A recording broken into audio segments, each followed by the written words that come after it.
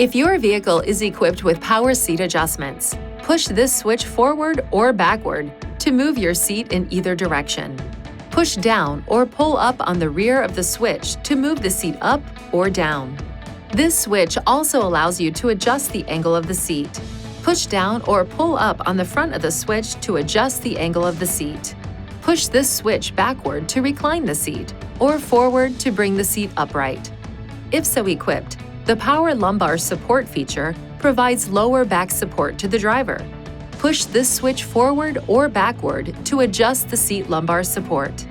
To fold the second row bench seat flat, pull up on this lever and push the seat back.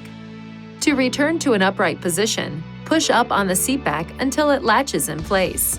If you have removed or adjusted the headrest or head restraints, reinstall and properly adjust them before an occupant uses these seating positions.